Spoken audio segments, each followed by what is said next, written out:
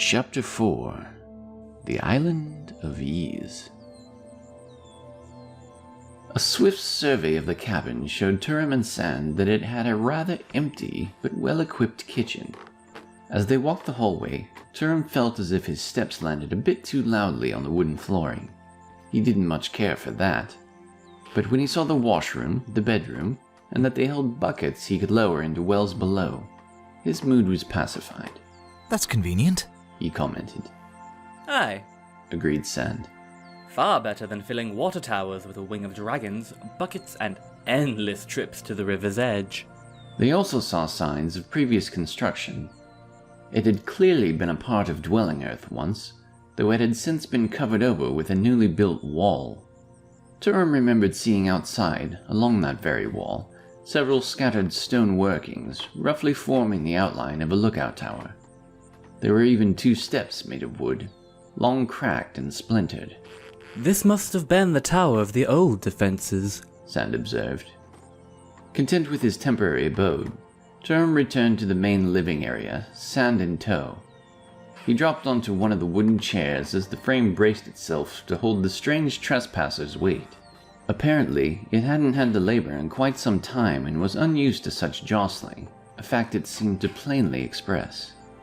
As he sat there, he removed several pieces of armor while Sand pulled out the last of the food they'd brought, bundles of strawberries and small pumpernickel loaves.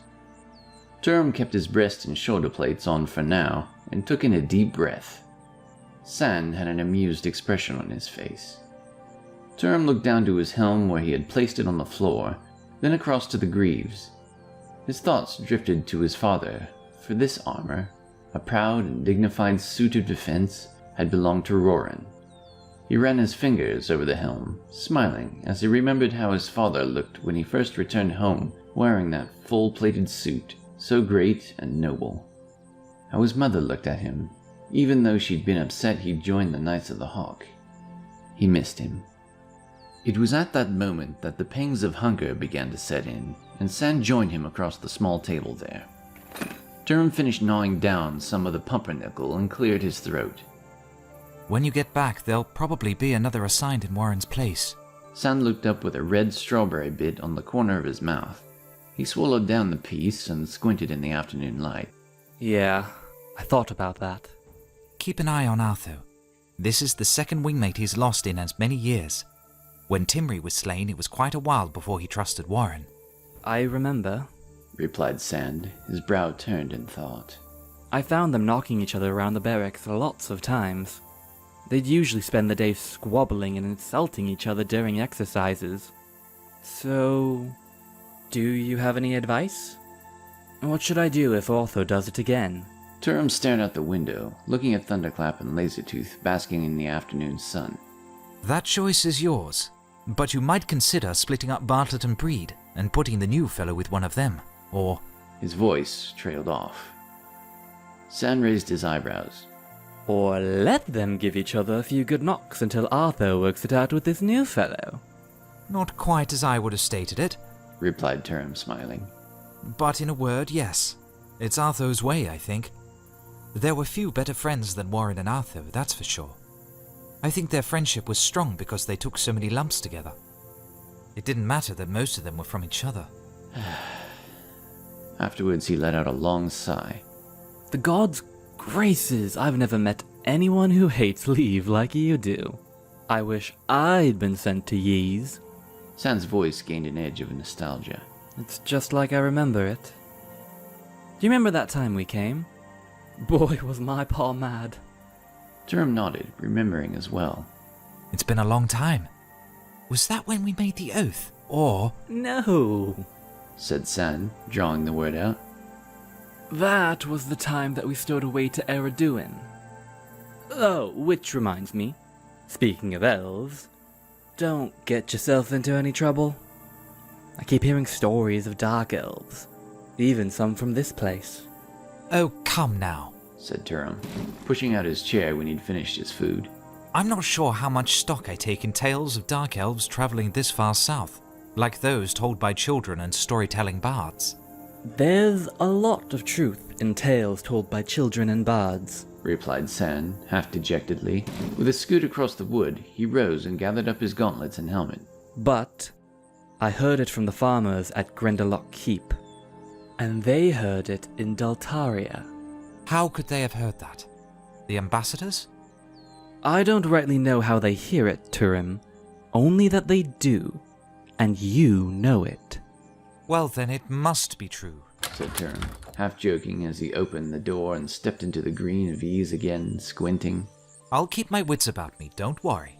San shrugged his shoulders, tromping across the threshold and out into the clearing beside him. As the two approached, the dragons slowly rose to their feet, stretching and extending their wings, turning towards their knights. You behave yourself, Turim said, returning to Thunderclap's side. I don't want to hear you've given Lieutenant Rocketblade any trouble. He made sure to use San's rank for emphasis. Trouble, scoffed Thunderclap, very much as Turim had expected. Enjoy your vacation, just as I'll enjoy mine from you. Still, the blue dragon's great muzzle brushed his arm. I'd prefer you to stay here with me, but I don't think the Isians would take kindly to a blue dragon roaming their island. Thunderclap closed his eyes, looking as though he was remembering ages long past. Bah, you're right, of course.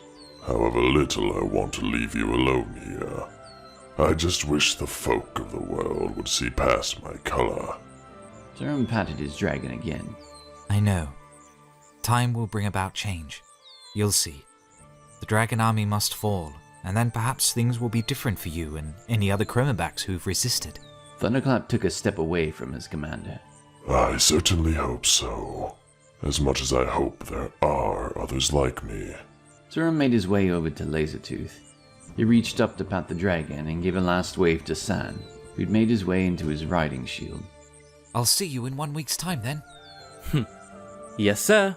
1 week. San raised a hand in salute, We'll be here. added Lasertooth. I'll be watching for it. At that, the creatures flapped their wings, lifting high into the sky. Turim backed toward the cabin. Leaves and grass blew around, stinging his face, making gentle noises against his armor like raindrops falling into a pail.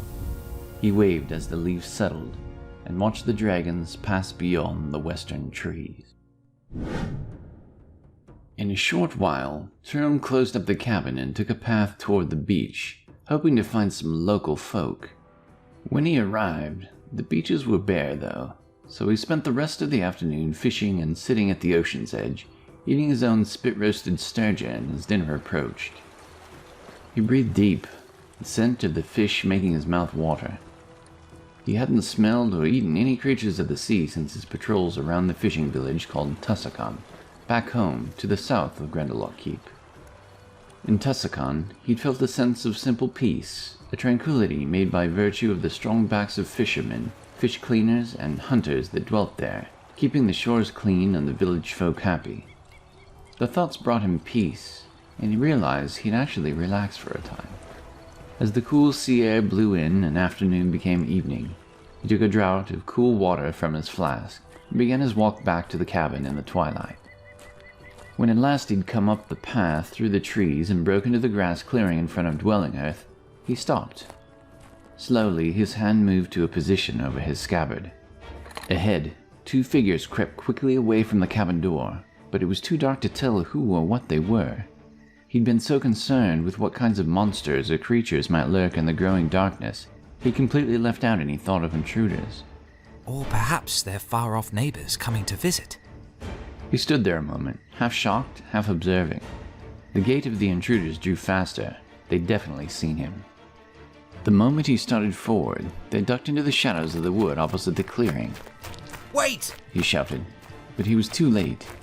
Without faltering, he broke into a run across the grass in front of the cabin and dashed into the wood behind them. Halt! Perhaps that hadn't been the right thing to call out to visitors, but they weren't staying to greet him. I mean you no ill will! He glimpsed the figures once more as they ran deeper into the forest, hastening their pace from a trot to a full-blown sprint. They were fast. The branches of low-hanging tree boughs whipped at Turim's face as he ran, but he kept moving, praising himself for removing the extra armor earlier, though a few pieces more wouldn't have hurt. His body was still unrested from his many months of endless duty, And now, on top of that, he was tired from the day's long flight and his walk to the beach and back. Who were these people? Were they dangerous? And did it have anything to do with what Grandmaster Strongthorn had sent him here to find out? Curiosity kept him moving. Please, halt! He shouted, then corrected himself. Hello? Wait! As they continued to run, Turim discerned a third in the group he hadn't noticed before. A small creature. Immediately, he recognized the buzzing from the flapping of its wings as that of fairy folk.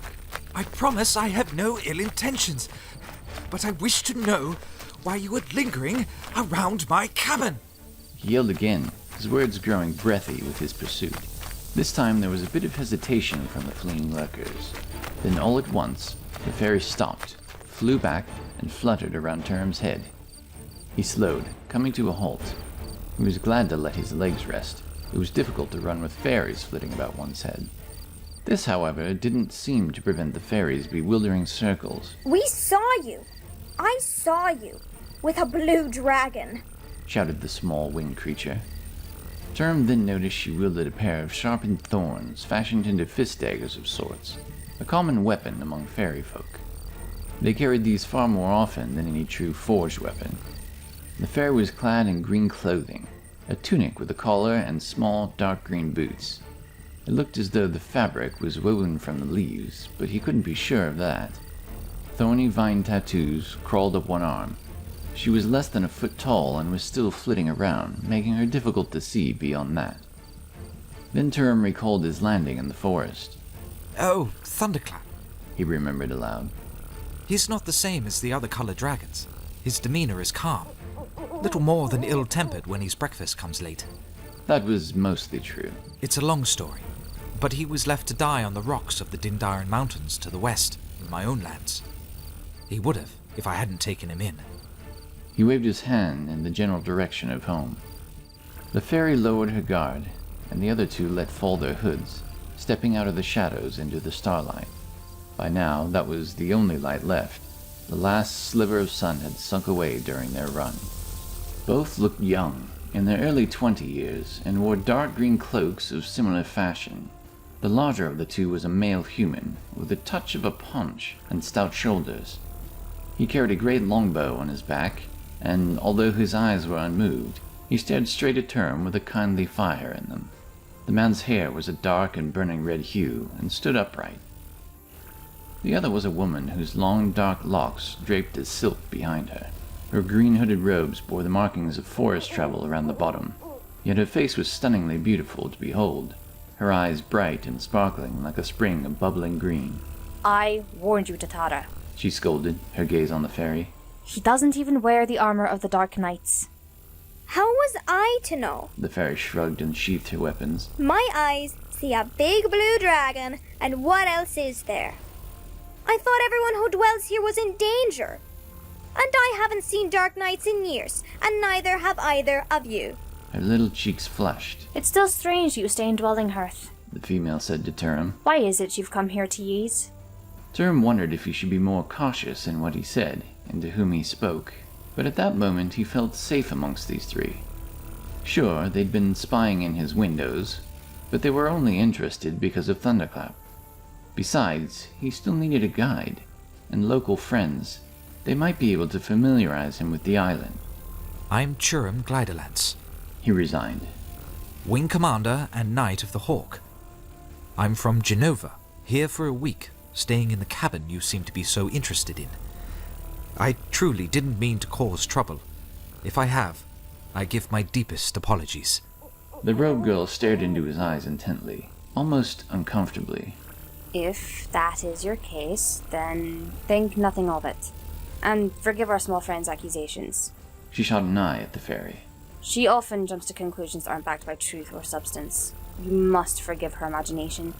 Faithful can be flighty. My name's Jaffrey Maplebow of Ys. This is Threaven Pickaxe. She motioned to the large man with a soft smile. Turim felt as though he was looking at a kind and generous grandmother, but also a young and beautiful lass whose cares were little and whose heart was merry. It was an odd mixture. Greetings, Knight, stated the man quite simply. His voice was quiet, but enduring. The fairy flitted down closer to Turim's knuckles. Then she shook his finger vigorously as one would shake hands. I'm Tatara Silverwing, of the tribe of Scargiver. We're the defenders of Yees. Rangers, if you will, as some have called us. We're not the only defenders of the island, but we certainly have the most eyes. The forest is everywhere. So are we. Sorup and Keep lies along the northern coast, but their knights are far too busy with the Dragon Knights' attacks to make their way south these days. It's up to us to keep our land safe, for the people still brave enough to travel the island. Turim listened, puzzled by the fairy's overexcitement. However, as she rambled on, he grew even more certain they had no ill purpose.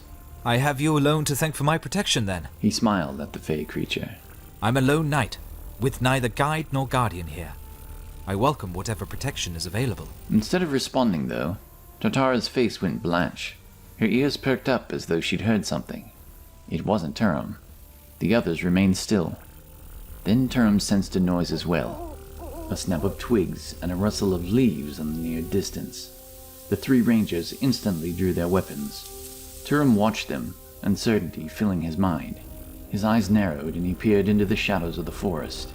Straven, a torch, commanded Jaffreen. Her voice seemed to ring forth as a blade from a scabbard. Straven flung back his cape to reveal a bag made of the hide of some beast. From it, he withdrew a stalk with the end wrapped in rags, soaked in a honey-like substance. He knelt, taking into his hand a flint rock. Then, with an arrow from his quiver, he sparked the torch in an instant. Its flames illuminated the area with their eerie dancing glow, chasing back the darkness. Tatara flew circles around the group. She listened, intent on whatever was concealed within the trees. All that Turim could hear was the slight rustle of wind against the brush, the call of the owlings in the far distance, and the buzzing flit of Tatara's own wings.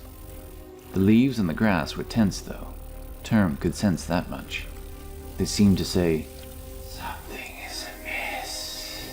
You should take heed." He reached for his own blade, drawing it forth from its scabbard. Its golden-winged hilt caught the light as he did. Anything these three were so prepared for might well be a true danger, and his sword arm wouldn't be unwelcome if that was so. But what was out there? Did you say Dragonites? He whispered. He stood ready with the others, peering into the shadows. His heart beat harder. He marveled at the rangers' resolve, but he also wondered why they'd lit a torch if they wanted to avoid danger. Unless it was some sort of beast, perhaps? I don't mean to make light of your judgment, but is there something we should fear here? Asked Turim. In my lands, a snap in the woods in the darkness isn't usually danger. It's more of... We're not in your lands, Commander, said Jaffreen hastily. We've stayed out too long. Fort tends to stay close to home this hour. We should go. Now, before...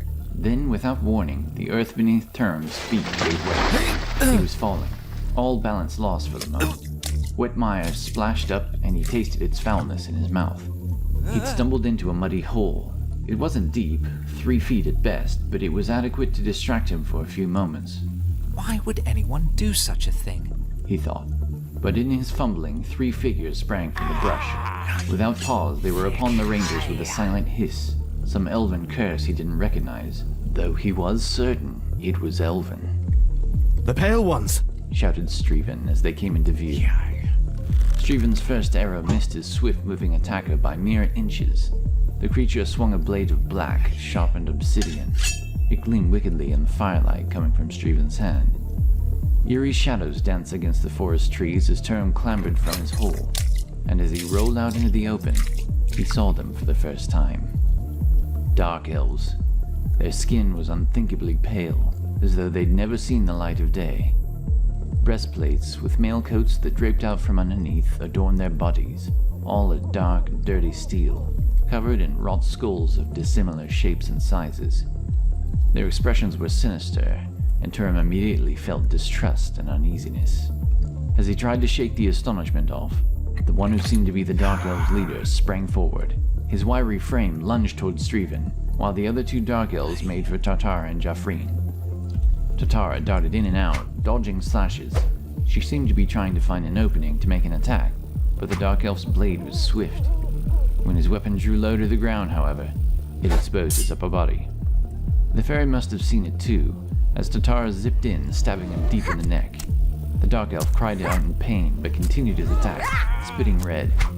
He cursed in his harsh tongue. Still, she darted like a hummingbird, delivering blow after blow. Turim wondered how much the dark elf could take. She was relentless. He'd never seen a fairy fight before. Finally, the pale elf dropped to his knees and the leaves scattered across the forest floor, punctured more times than he could count. The breath faded from his white lips.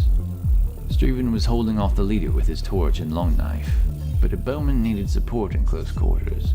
That was where Turim knew he'd be of most use. Catching the assailant's weapon mid-swing, Turim slashed the black sword to the ground. With a low hack at the dark elf's belt, he cut deep. He watched a moment as the dark elf's leader wilted to the ground, then rounded on the ranger he'd saved. Thank you, kind knight, said Stephen, breathing heavily. Turim nodded quickly, then he turned to see how the others were faring. Jeffreen was exchanging blows with her assailant, wielding her long wooden staff. Her movements were swift, despite the fluttering of robes whirling around her. Turim was mesmerized by the pattern she spun of cloth and wood. Tartara flitted in to help. While Tartara held the dark elf at bay, Jeffreen withdrew some herbs from her pouch. She dropped them on the ground, backing away. Then she hummed short words in some ancient tongue. At once, the ground began to smoke, and Turim gave up any thought of aiding them. Before his eyes, the dark elf's arm began to sprout small, green roots. In a second, they curled, festering from under his skin. He screamed out in pain, swinging his blade in mad arcs. Tartara darted aside again and again, until ultimately, the vines that sprouted from his own body overtook the dark elf. His life was extinguished, and the fight stilled. Turim and the rangers stood silent for several moments longer. Their breaths slowed, heartbeats lost speed, and arms relaxed. It was calm all around them then. The sounds of gentle breeze whistled through the woods. Be at ease, soothed Jeffreen. though for how long our safety might last, I don't know. As Turim cleaned his blade, he furrowed his brow at the suddenness of it all. Quickly, he returned his sword to its scabbard and stood tall, his eyes on Jeffreen. He spoke nothing of the magic he'd seen. None were permitted to practice the art at Grindelwald Keep. The chaplains and clerics who ran the church there didn't approve of it.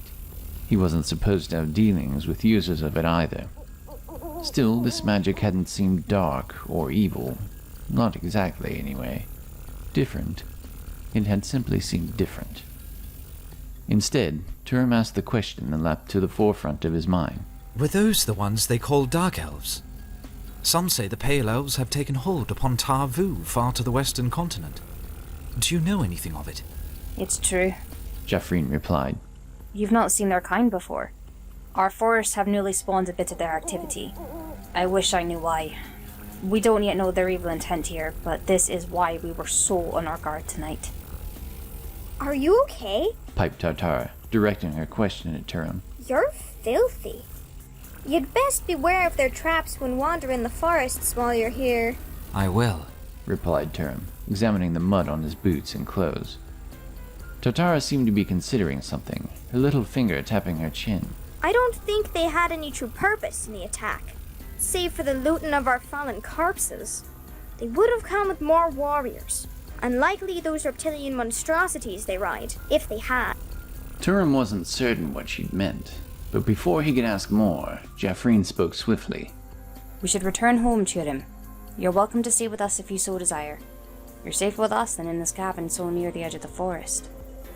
Dwelling have proved more defensive than our own fort in days past. But since the time of Gaudmar the Black, the foulest of dragons who ever dwelt upon the island, it has been ruined of all the protection it once provided. As she said this, she gathered her cloak around her. She pulled her hood over her head again, shadowing her pleasant features. As much as Turim would have liked to see where the rangers lived, he wasn't sure about leaving Dwelling Earth just yet.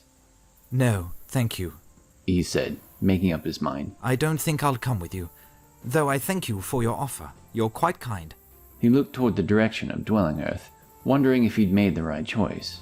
No, I'll stay at the cabin tonight. I'd hate to flee from it during my first night here. I'd feel like a coward. Perhaps we'll meet again, though. I hope to explore the island, make sense of what I can here, maybe find a guide.